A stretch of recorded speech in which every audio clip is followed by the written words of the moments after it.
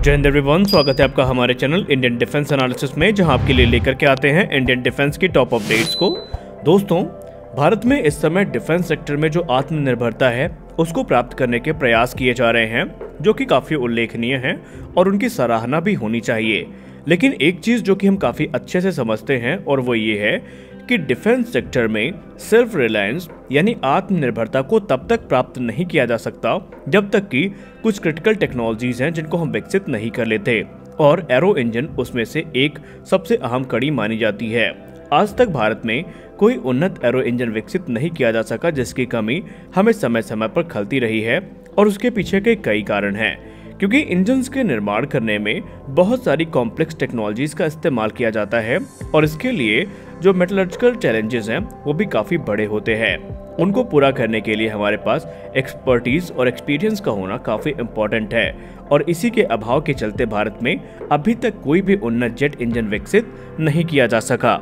Jet engine निर्माण में सबसे बड़ी चीज़ ये होती है कि वहाँ पर जो टरबाइन ब्लेड्स होती हैं वो एक्सट्रीमली हाई रोटेशन पर मूव करती हैं, जिसके चलते जो कोर है वहाँ पर एक्सट्रीम टेम्परेचर जनरेट होता है, और यहीं पर जो एलॉयज हैं उनकी रिलायबिलिटी का असल टेस्ट होता है। बात करें अगर हम GTRE के कावेरी इंजन प्रोग्राम की, तो इस प्रोग्राम को वर्ष 1989 में सैंक्शन किया गया था, और इसके पीछे का सबसे बड़ा उद्देश्य था भारत के लाइट कॉम्बैट एयरक्राफ्ट तेजस को इससे पावर करना। और एम काफ़ी अच्छा था, और ये काफ़ी महत्वाकांक्षी प्रोजेक्ट था, जिसके अंतर्गत एक low bypass twin spool turbofan engine का निर्माण किया जाना था, जो कि 80 किलोटन का थ्रस्ट आफ्टर बर्नर के बाद जनरेट कर सके। लेकिन यहाँ पर दो बड़े चैलेंजेस थे जिसने इस पूरे प्रोजेक्ट को काफ़ी ज़्यादा प्रभावित किया। सबसे बड़ा कारण हमारे पास अनुभव की कमी थी, जिसके चलते जो लो बाईपास इंजन है उसके डेवलपमेंट में हमें देरी हुई और ये टाइम पर रेडी नहीं हो सका। दूसरा था power requirement. Light combat aircraft Tejas के वेट बढ़ने के कारण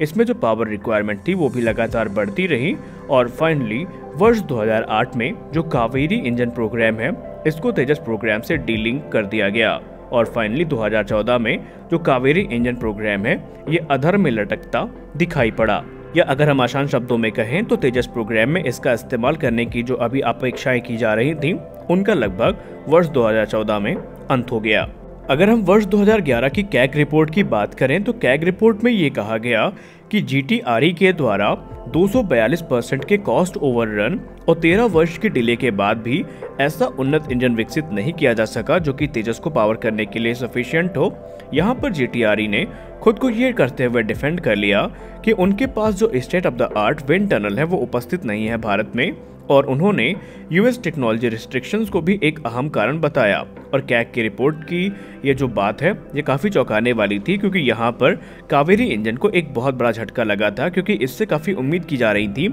लेकिन GTRE का जो यह बयान था ये कहीं न कहीं निराश करने वाला था। हालांकि भले ही GTRE के प्रयासों के द्वारा जो थ्रस्ट रिक्वायरमेंट है उनको हम पूरा नहीं कर सके, लेकिन इस पूरे के पूरे प्रकरण में जो एक सबसे खास चीज़ जो पॉजिटिव वे में आई वो थी हमारे लिए लर्निंग। हमने हमेशा इससे बहुत कुछ सीखा, और अब तक तकरीबन 9 फुल प्रोटोटाइप इंजन्स के बनाए जा चुके हैं, और 4 जो कोर इंजन्स हैं उनको भी बिल्ड किया जा चुका है, और अब तक तकरीबन 3217 घंटों की जो इंजन टेस्टिंग है उनको भी कंडक्ट किया जा चुका है, और इससे जो अनुभव है वो काफ़ी सारे प्राप्त हुए हैं, जिनका इस्तेमाल लगातार आगे के डेवलपमेंट में किया जा रहा है।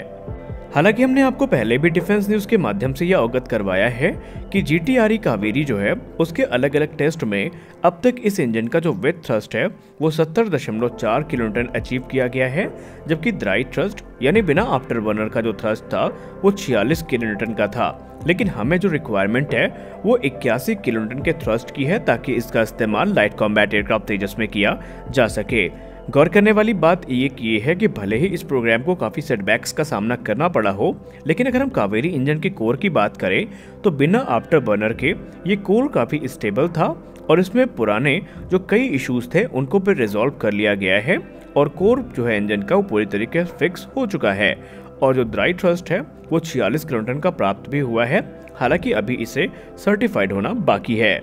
GTRE को ये उम्मीद है कि इस इंजन के जो सर्टिफिकेशन है वो वर्ष 2024 तक कंप्लीट कर लिए जाएंगे, क्योंकि अभी हाल ही में एक रिपोर्ट सामने आई है जहां पर यह बताया गया है कि कावेरी ड्राई इंजन ने अपने जो हाई एल्टीट्यूड ट्रायल्स हैं उनको कंप्लीट कर लिया है। वहीं GTRE ने यह भी कंफर्म किया है कि GTRE जैसे ही इंजन सर्टिफाइड होता है तो उसके बाद एक अपग्रेडेड जेट इंजन पर काम करना शुरू करेंगे, जो कि आफ्टर बर्नर के साथ में आएगा।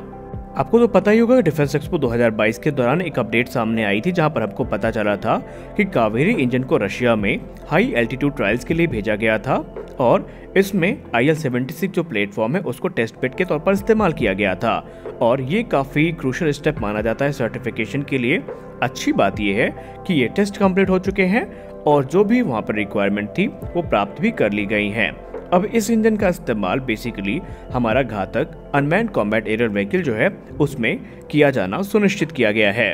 अपने हाई एल्टीट्यूड टेस्ट के दौरान इस इंजन ने तकरीबन 46 से लेकर के 48.5 किलोटन का जो थ्रस्ट है उसको सिमुलेट किया है और इसे एक बहुत बड़ी अचीवमेंट के तौर पर देखा जा रहा है। गौर करने वाली बात यहाँ पर यह है कि इस टेस्ट के दौरान जो कोर था वो पूरी तरीके से स्टेबल था और इंजन काफ़ी अच्छा परफॉर्म कर रहा था और अब ये माना जा रहा है कि इस इंजन के जो स्ट्रक्चरल टेस्ट हैं और सर्टिफिकेशन है वो होने बाकी हैं, जिसके बाद इस इंजन की निर्माण प्रक्रिया को आगे बढ़ाया जाएगा। और हाल ही में आपने सुना ही होगा कि गोदरेज को एक बड़ा कॉन्ट्रैक्ट मिला है GTRE से, जहां पर वो 6 ड्राई कावेरी इंजन के 8 मॉड्यूल्स को मैन्युफैक्चर करेंगे और इनको वर्ष 2024 के अंत तक डिलीवर भी कर दिया जाएगा। और माना जा रहा है कि जो 6 इंजन्स हैं इनको अगस्त 2025 तक डिलीवर किया जाएगा और बाद में इनका इस्तेमाल जो सर्टिफिकेशन है उसमें किया जाना सुनिश्चित किया गया है। तो आज के इस वीडियो में हमने 2 गंभीर मुद्दों पर बात की। पहला ये कि जेट इंजन निर्माण क्यों एक जटिल प्रक्रिया है, दूसरा कावेरी इंजन का भविष्य क्या है। तो आई होप आज का ये वीडियो आपको काफी अच्छा लगा होगा। अच्छा लगा तो वीडियो को लाइक करिए, नए हैं तो चैनल को सब्सक्राइब करिए। मिलते हैं अपने अगले वीडियो में, तब तक के लिए जय हिंद।